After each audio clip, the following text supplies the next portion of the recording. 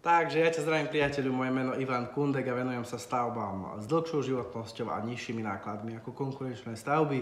Jedna taká dobrá otázka, že prečo niekedy základovú dosku zateplujeme zo spodku a niekedy z vrchu. Hlavným rozdielom, keď je zateplená základová doska zo spodku, to znamená tepelná izolácia a aj samotná hydroizolácia, napríklad PVC fóliou alebo HDPE fóliou, je už zo spodku betónovej dosky.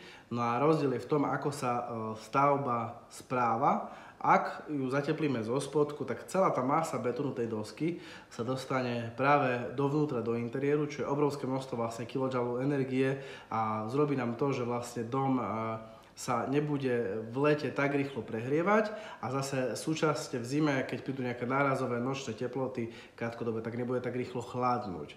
Na druhej strane, čo si však treba uvedomiť, je to, že takisto v zime, ak tá stavba vychladne, tak je potrebné o mnoho väčšie množstvo energie na to, aby tá stavba sa zohriala a bude sa zohrievať dlhšie.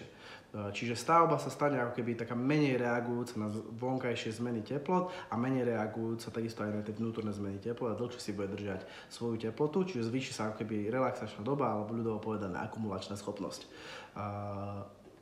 Takisto, v čom je rozdiel, ak hydroizoláciu dáme zo spodu, a to je tam podľa mňa hlavná výhoda, je to, že vlastne doska ako taká ostane suchá. A keďže vieme, že vlastne najväčším nepriateľom stavby je práve vlhkosť v múrive a v konštrukciách, tak za mňa je to určite dobrá vlastnosť. Takisto, keď sa robia pivnice, sa dáva hydroizolácia zvonku, nie znútra, tak neviem, prečo by to malo byť ináč pri tejto základovej doske. Nevravím však, že nedá sa to hydroizolovať aj z vrchu a že keď dáme tepelnú izoláciu z hora, že je to vyslovene zlé. Správa sa však dom inak a minimálne v rámci životnosti tej dosky a konštrukcií, tak tá hydroizolácia zo spodu je určite dobrý jav.